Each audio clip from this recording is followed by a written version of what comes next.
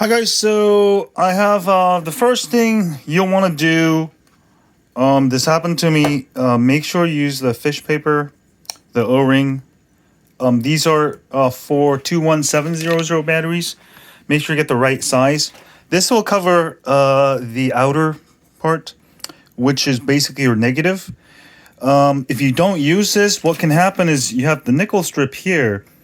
And if there's any kind of like pressure, maybe you hit something, then that nickel can easily short and touch the negative. So you need an extra protection. This actually happened to me before.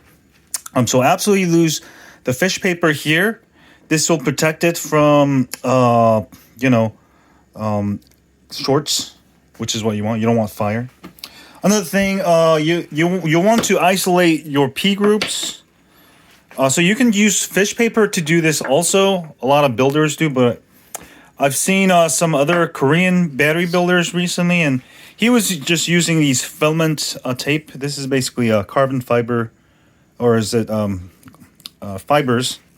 It's a very, very good tape. And you don't have to use like stuff like, the temperature, what's the other stuff called? Because your battery's not gonna get so damn hot, so I think this is plenty. And this will allow the hot glue. So I applied hot glue to the inserts here, and then I tape it up. So this is a P group. Since this is a 12S2P, each of these is a P group, a parallel group.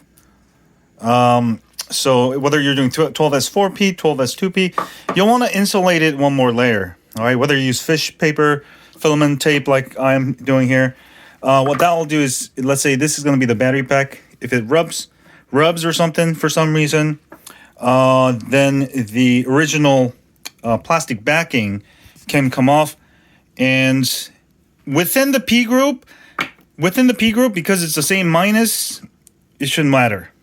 But the problem is if it's a different P group, and if it goes like this, there's a hole, then you can short it and you can start a fire. So this is a new method I'm trying. So I'm just using filament paper.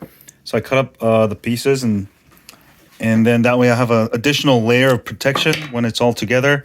If it vibrates, there's additional layer of filament paper or fish paper.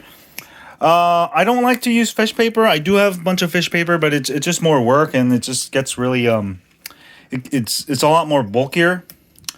And I think this is plenty enough, but let me know your thoughts, because I was watching this Korean battery builder, and he was using filament paper for everything, and it looked really neat. So yeah, protect your P groups. Next, what I'll do is I'm gonna go ahead and spot weld all the two P groups. So they're gonna be all spot welded. And then once they're spot welded, I'm gonna go ahead and put a nickel strip here, through here, and I'm gonna fold it. All right, and I'm just gonna squeeze it in like that. And then I'm gonna apply more filament tape. But yeah, part two, I'm just gonna do that. So isolate the P groups. Make sure you put fish paper. I mean, the basics, this is ultimately really important. And when you put the filament tape over, if you're using filament tape, put it a little bit over the top, because this part here, the corners are where you can get shorts the most. I find that because the corners can get sharp if it hits. So I like to get the filament paper right over the corner, so you have a little bit more extra layer of protection in the corners. All right. And the bottom you don't really have to worry about, because this is all negative. But this is particularly sort of dangerous. So fish paper, O-ring, and filament paper. If you're doing fish paper, that's fine too. But let me know your thoughts, what you think about doing like that. But let me go ahead and